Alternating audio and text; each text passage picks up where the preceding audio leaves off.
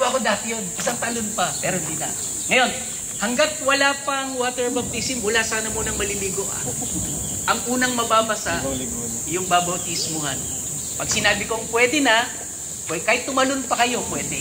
Huwag lang sa mababaw. Baka tiyakin natin, siguro yung mga marunong lumangoy, sukatin natin kung asan yung malalim, asan yung mababaw, para wala rin ma-aksidente sa atin. Kasi nandito yung glorify God and follow His command na mayroong babautismo. Okay? So sige, tayo ay mag-pray.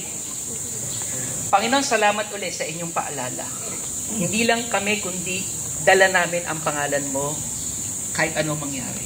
Iniligtas mo kami at ang karangalan mo gusto mong makita sa bawat isa. Salamat din sa mga kapatid namin na ito na handang sumunod, patunayan ang kanilang pagiging disipulo sa pamamagitan ng tubig bautismo. At hayaan niyo po sa pamamagitan nito maging patotoo that we declare to the public.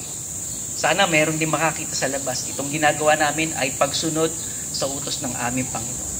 Ganun pa man, ingatan niyo pa rin ang bawat isa sa amin na walang anumang maaksidente kahit maliit na bagay.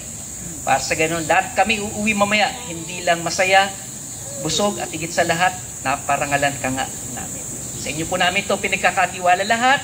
Samahan mo kami sa maghapong ito. Sa pangalan lamang ng aming Panginoon Jesus. Amen. So ngayon, pwede na. Yung mga babautismuhan, yung mga maliligo rin, pwede siguro magbihis na.